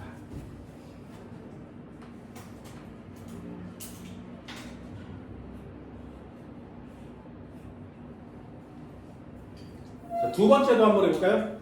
흡열 반응도 한번 그려볼게요. EX, 흡열 반응. 요것도 한번 그려봅시다. 요 틀려오는 애들 많아요. 한 번쯤은 꼭 체크해서 보세요. 시간과 에너지가 있었는데 흡열 반응 어떻게 되는 거야? 낮았었는데 얘 높아지는 거 맞지, 그지? 그죠? 그럼 에너지를 흡수하니까 흡열 반응 맞죠? 그럼 반응물이 생성물이 될 때에 어떻게 된다고? 이렇게 올라가서 여기까지 온다. 됐나요? 그럼 효소가 있으면 어떻게 돼? 이렇게 올라가다가 이렇게 되는 거죠. 효소가 있을 때와 없을 때를 구별할 수 있지. 이해됐어요? 그럼 얘도 생성물과 반응물 사이의 높이 이름은 뭐라고 한다고? 반응열. 이해됐나요? 그럼 이 녀석과 이 녀석의 차이점은 뭐니? 내용 똑같거든요. 자, A와 B 중에 누가 효소 있을 때? B요. 그럼 얘가 효소 있을 때. 얘가 효소 없을 때요. 이거 되게 쉽죠, 그죠? 효소 있을 때와 없을 때는 높이의 차이가 다르니까요. 자, 질문. 활성화 에너지 얼마니? 그래서 분명히 말씀드렸죠. 활성화 에너지는 내가 본 언덕의 높이가 활성화 에너지예요. 됐어? 그럼 잘 봐. 이쪽에서는 활성화 에너지가 얼마야? 라고 물어보면 여기다 사람을 세워놓습니다. 그럼 얘 입장에서 언덕의 높이가 얼마니? 라고 물어보면 요만큼이에요. 이렇게 얘기하겠죠. 얘 입장에서 언덕의 높이가 얼마야? 이러면 요만큼이요. 이렇게 얘기할 거 아니겠니? 요게 활성화 에너지예요. 그래서 효소가 없을 때 활성화 에너지를 구해라 그러면 요만큼의 높이를 구합니다. 효소가 있을 때는 활성화 에너지 얼마니? 그러면 요만큼만 구하는 거예요. 이해됐어요? 그럼 얘 한번 볼까요? 얘요. 흡열 반응의 경우에 활성화 에너지가 얼마니? 라고 물어보면 언덕의 높이요. 안 돼요. 그래서 이런 거 시험에 잘 나온단 말이죠. 다시 한번요. 사람을 여기다 세우는 거 맞지?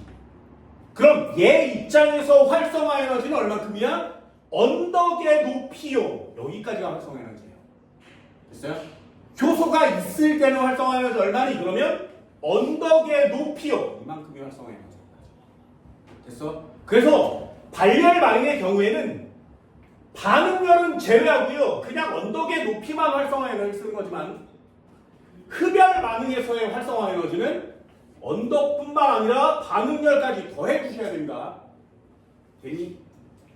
그래서 발열 반응보다 흡열 반응이 자연계에서 일어나기가 더 어려운 거예요. 왜? 이만큼의 초기 에너지가 필요하죠. 이해됐나요? 굉장히 중요합니다.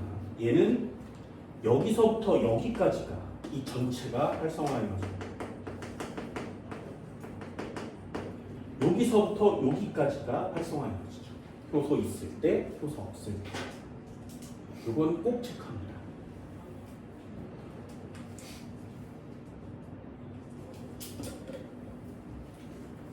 자, 마지막 하나만 더 해볼까요? 이건 심화 과정이에요. 무슨 반응? 흡열 발열. 발열 반응. 됐나요? 두 번째. 됐지? 그럼 A, B. 누가 효소 있을 때? 됐나요? 그럼 활성화 에너지는 이만큼 써오는 거 맞지? 왜? 여기 사람 입장에서는 언덕이 이만큼이니까요. 됐나요? 활성화 에너지. 잘 보세요. 진짜 잘 봐야 돼. 여기에 X와 Y를 합쳐서 G를 만들 거예요. 그럼 X와 Y 입장에서는 반응물이 되는 거 맞지? G의 입장에서는 생성물이 되는 거 맞지? 그럼 X와 Y에다가 이만큼의 에너지를 가해주면 G가 되는 거 맞죠? 그래서 X와 Y를 합쳐서 G를 만드는데 필요한 에너지를 에너지가 밖으로 나오면 떨어져서 G가 생성될 거야. 이걸 정반응이라고 할 거예요. 됐나요? 이 심화 과정이라고 그랬어요. 정반응이라고 할 거야. 그럼 이 정반응이 일어나는 데다 효소를 집어넣으면 활성화 에너지를 감소시켜주는 거 맞지? 그래서 정반응이 빠르게 일어나는 거 맞지? 여기까지 됐나요? 그럼 반대로요. G를 X와 Y로 다시 분해하려면 활성화 에너지 얼만큼을 가해줘야 돼? 얘 입장에서는 여기서부터 화살표가 저쪽으로 갈 거니까 이만큼의 활성화 에너지를 가해줘야 되는 거 맞죠? 됐나요? 그럼 잘 보세요. 정반응이든 역반응이든 효소를 사용하면 활성화 에너지가 낮아져서 반응 속도가 빨라지는 거 맞지? 그럼 여기 있는 애가 이렇게 잘 넘어갈 수 있죠. 그럼 반대로 가는 활성화 에너지는 높아지니 그것도 낮아지죠. 이해됐어요? 그래서 여기 밑에다 한번 써볼까요? 효소를 사용하면 마지막 줄 반응 속도가 빨라진대요. 무슨 속도가? 정반응도 역반응도 모두 빨라집니다.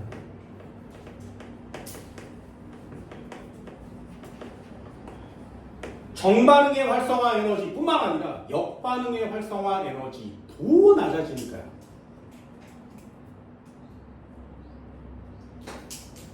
이게 고3 수능 문제예요. 효소를 사용하면 어떻게 되니? 반응 속도가 빨라진대. 왜요? 활성화 에너지가 감소하니까요. 반응열은 변하지 않니? 네. 왜요? 생성물과 반응물 차이의 에너지 차이니까요. 그럼 흡열 반응일 때 어떻게 한다고? 흡열 반응은 올라갔다가 조금밖에 안 내려오죠. 그럼 흡열 반응의 정반응의 활성화 에너지는 요 녀석의 언덕의 높이. 발열 반응은 올라갔다 많이 내려오지. 그럼 발열 반응의 활성화 에너지는 요 녀석이 쳐다본 언덕의 높이. 그게 활성화 에너지의 개념입니다.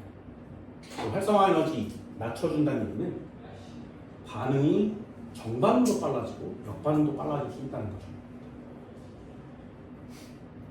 됐나요? 이 촉매를 찾는 건 화학하는 애들과 생물학하는 애들이 숙제처럼 하는 짓 중에 하나입니다. 촉매를 하나 찾으면 굉장히 많은 것들을 성공시킬 수가 있어요. 예를 들면 지구인들의 문명을 바꾼 화합물이 4개가 있거든요. 문명을 완전히 바꿔놓은 화합물이 4개가 있어요. 첫 번째가 불.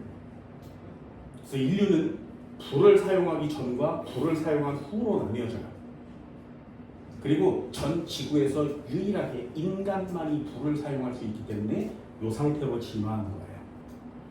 원숭이가 직립보행한 이유, 불을 사용했기 때문입니다. 그리고 뇌가 커진 이유, 불을 사용했기 때문입니다.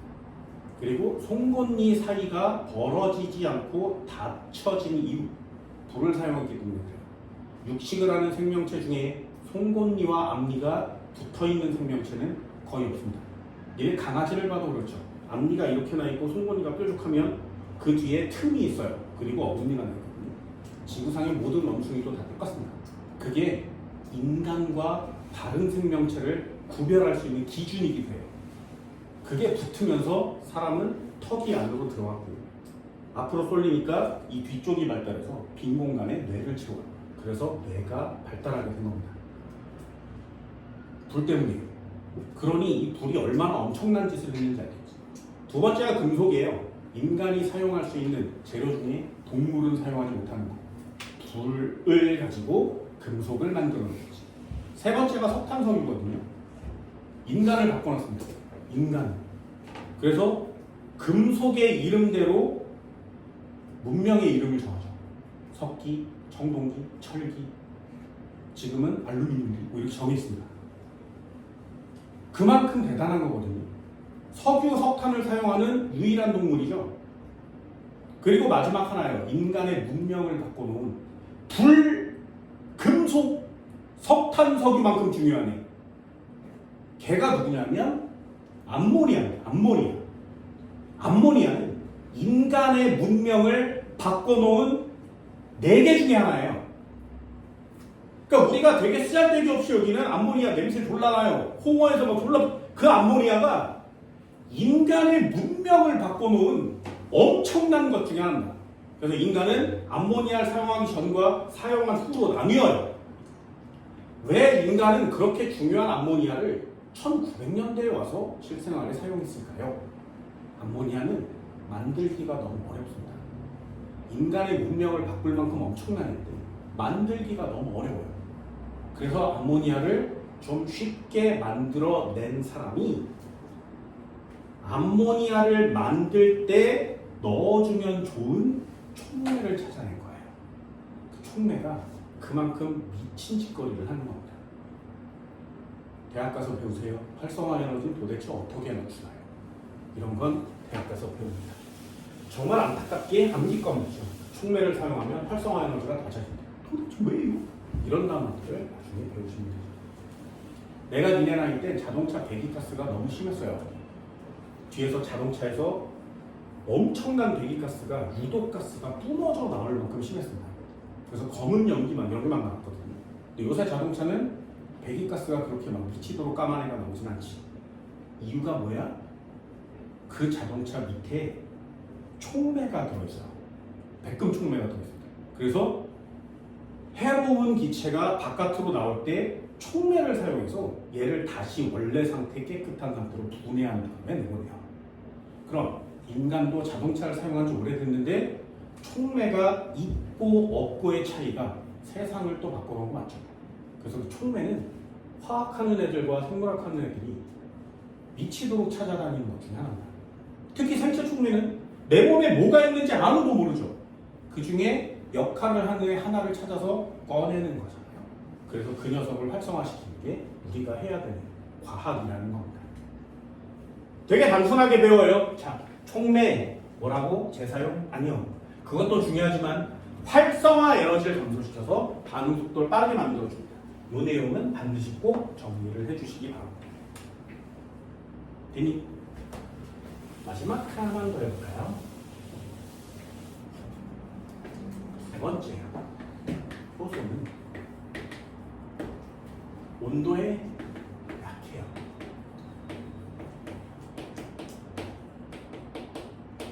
효소는 온도에 영향을 씁니다. 이유는 왜 그런다고? 온도라는 단어, 열이라는 단어가 나오면 효소는 단백질 성분이기 때문에 그러네. 열에 매우 약하다.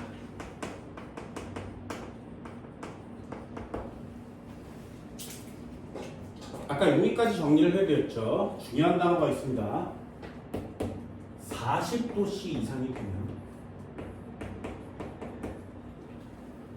단백질이 변성됩니다.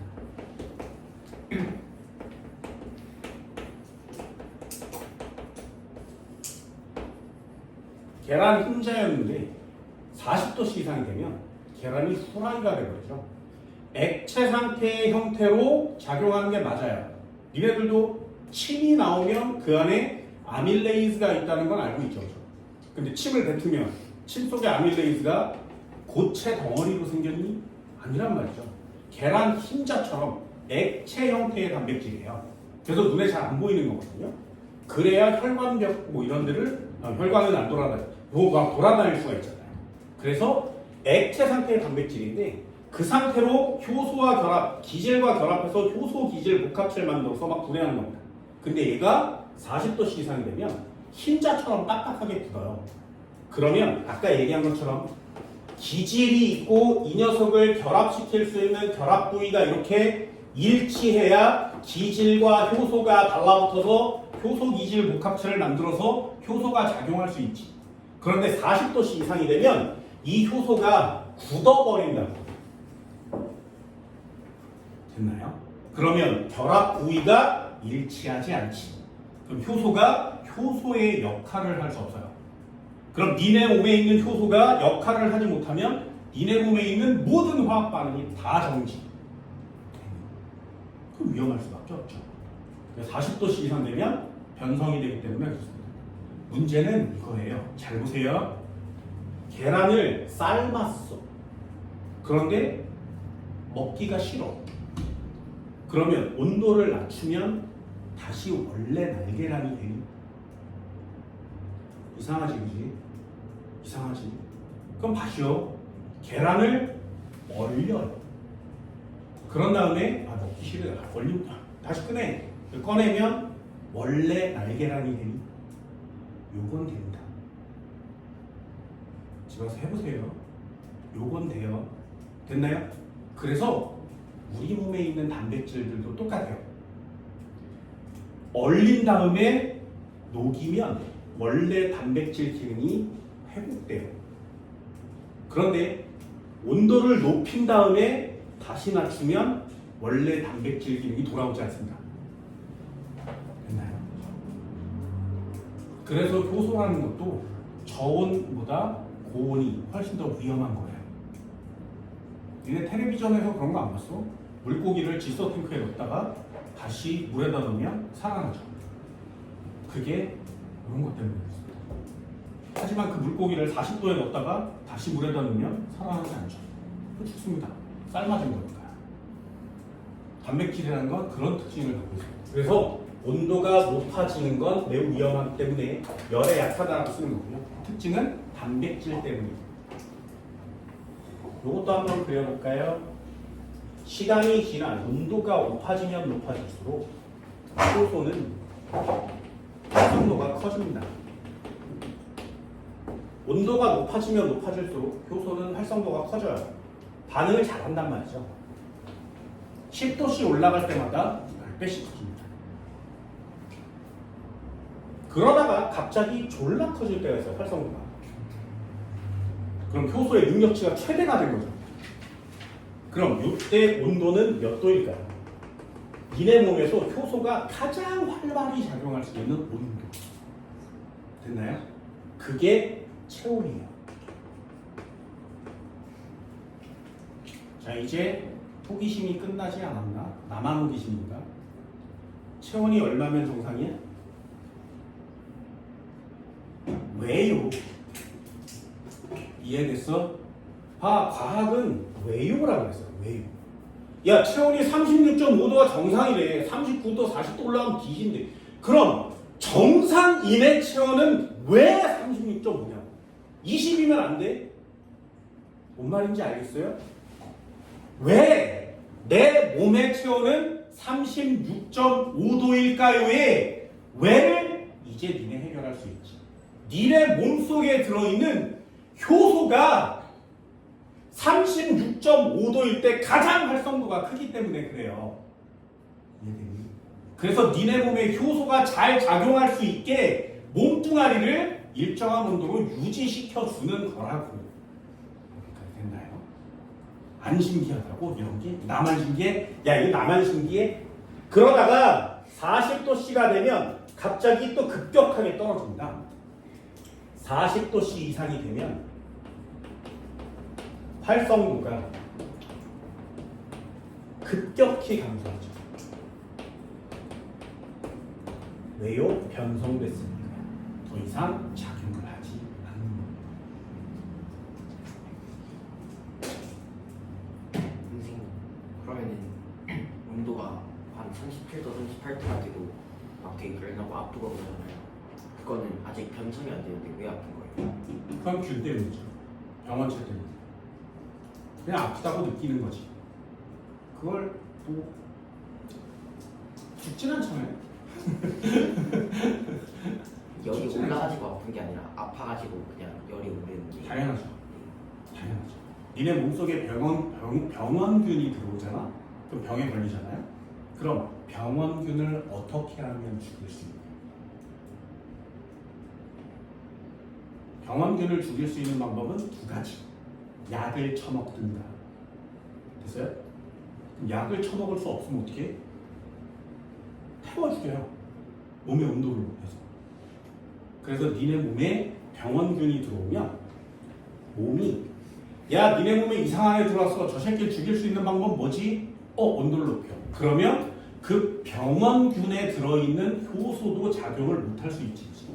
그래서 내 몸이 그 새끼의 효소를 작용시키지 못하게 하기 위해서 온도를 점점 올리는 거예요. 그래서 내가 열이 난다는 건 내가 아픈 게 아니라 지금 몸 안에 있는 병원균을 내가 죽이고 있구나예요. 이해되니? 근데 엄마들이 하는 짓은 되게 단순하죠. 와, 얘 열난데 막 해열제를 졸라 쳐먹여. 이해됐어요? 그래서 애 온도를 낮추는 거지. 그건 무슨 뜻이라고? 야, 병원균을 살려, 이 새끼를 죽여, 뭐 이런 뜻이야. 엄마가 약을 막 졸라 쳐먹이는 거지. 그리고 여기다 막 거주 막 물수건을 졸라 쳐대면서 온도를 낮춰요. 아니, 내 몸이 지금 병원균을 죽이느라고 애쓰고 있는데 부모들이 온도를 낮춰줘서 나를 더 아프게 하는 거야. 이해됐어? 무슨 말인지 알겠니? 그럼 병원균이 더 이기면 어떻게 돼? 더 온도를 높이겠지. 이기면 어떻게 돼? 더 온도를 높이겠지.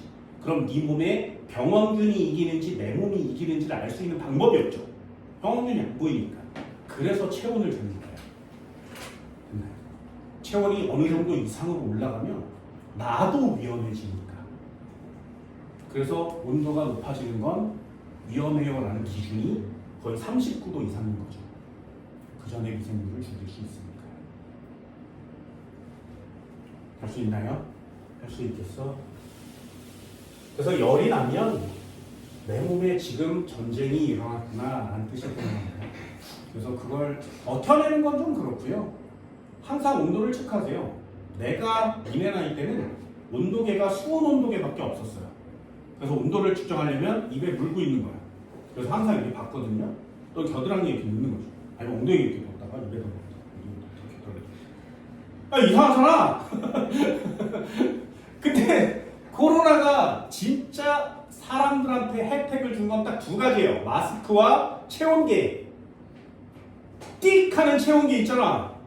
그죠? 코로나 걸렸을 때 사람들이 그런 걸 다 하나씩 구비했었거든요. 여기 학원에도 있으니까. 그래서 열이 올라가면 그걸 띡 이러면서 내 몸의 체온이 어느 정도까지 올라가는지 보는 거고요. 그게 계속 시간대별로 올라가고 있으면 위험한 거예요. 올라가다가 어느 정도에서 멈추고 있으면 와, 나 지금 잘 싸우고 있구나. 조금 있으면 내려가겠네. 라는 그렇게 자기 몸을 판별하는 게 내 몸에 대한 내용인 거죠. 그런 걸 하려면 뭐 이런 것들도 정확하게 알아야 되지 않겠니? 그러니까 보고 있는데 띡 했는데 42도. 참아. 좀 있으면 죽을 거야. 42도. 병원길 죽여 이 시기에 45도. 50도. 야, 그럼 나도 죽는 거지. 무슨 말인지 알겠어? 그래서 이런 상식과 과학을 한꺼번에 배워주셔야 조금 더 쾌적한 생활을 할 수 있는 거예요. 우리 몸 되게 신기하죠? 되게 신기하죠. 그런 것들을 하나씩 보세요. 이 효소가 여러분들 몸을 모두 다 조절해주고 있는 중입니다.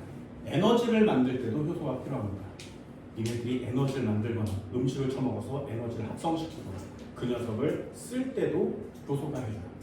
만약에 효소가 고장나면 여기 부분에 효소가 고장나면 여기 팔 부분을 움직일 수 없게 되는 거죠. 되게 신기하지 이놈이 효소라는 거. 그죠? 정말 대단합니다. 내가 만들려고 했던 건 효소 메스. 나중에 니네들 만들어 효소 메스. 됐나요? 꼭 체크해줍니다. 일상생활에서 효소 없다 활용하니에 대한 내용은 간단히 한번 읽어보시기 바랍니다. 고기, 발효, 식혜, 소화제, 세제, 미생물로 정화. 바닷물에 기름이 유출되면 태안 아빠에서도 바닷물에 기름이 유출된 적이 있었거든요. 기름 덩어리가 온 바다를 메꾸죠. 그래서 그 기름 덩어리가 흘러나오면 거기에 살던 물새들이 바다에 잘못 앉았다가 기름 범벅이 돼서 날지 못하고 가라앉아 죽거든요.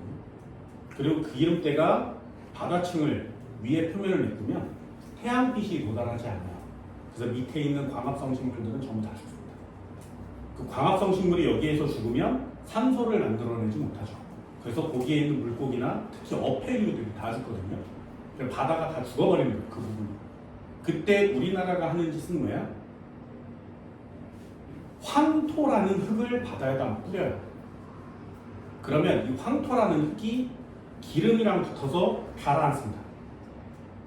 그럼 표면에 좀 깨끗해지는 모양이 나타나죠.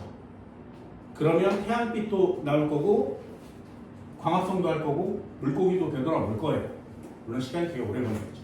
그럼 질문이 가라앉힌 얘는 이거 어떻게 할 거예요? 이해됐어? 그래서 그 밑에 있는 뭐 조개라든가 움직이지 못하는 홍합이라든가 이런 애들이 그런 녀석들이 야 먹이인가 그거 졸라 처먹는 거야. 됐나요? 그래서 미생물들을 이용하는 나라가 그렇게 많지는 않습니다. 그래서 찾았어. 기름을 먹는 미생물을 배양하는 거예요. 그래서 바다에다 쫙 뿌려주면 그 미생물들이 기름을 처먹고 해가 없는 이산화탄소와 물로 배출해주죠. 플라스틱은 분해되는데 2만 년이 걸립니다. 니네들이 바닥에다가 이렇게 버린 플라스틱이 땅속으로 들어가서 이게 완전 분해되는데 2만 년이 걸려요. 그럼 2000년 후에 인간이 땅을 파도 내가 버린 플라스틱이 나온단 말이죠. 2만 년이 얼마나 대단한 시간인지 아니? 구석기에서 지금까지 5000년 걸렸거든요. 그럼 구석기 때 돌로 막 날고기 씹어먹던 애들이 플라스틱을 묻었는데 걔가 아직까지 발견된다는 거죠. 그래서 플라스틱은 그만큼 분해가 안 됩니다. 그럼 그 녀석을 분해하려면 어떻게 해야 돼? 못해요. 두 가지 방법. 촉매를 찾으면 돼요. 플라스틱이 빨리 분해될 수 있는 촉매를 찾는 거죠. 그래서 그 녀석을 풀어서 플라스틱이 분해 속도를 빠르게 만들어주는 거죠. 두 번째. 플라스틱을 먹는 미생물을 찾는 거예요. 찾았어요? 그래서 플라스틱을 분해하는 미생물이 있습니다. 그래서 그 녀석한테 플라스틱을 주면 얘가 플라스틱을 졸라 쳐먹고 불과 이산화탄소를 내놔요. 인간들 대단하시듯이. 그래서 플라스틱 먹는 미생물을 많이 배양을 해서 그 녀석을 환경에 이렇게 던져주면 걔네들이 자연계에 녹아있는 플라스틱을 분해시켜 줄 겁니다. 미생물들은 정말 대단하죠. 그런 것들을 찾는 게 인간에 대한 짓이에요. 그러려면 이런 것들 좀 배워주셔야 되겠죠. 효소는 생명체 몸에 가장 중요한 일 중에 하나예요. 됐나요? 반드시 꼭 복습해 주세요. 오늘 여기까지입니다. 고생하셨습니다.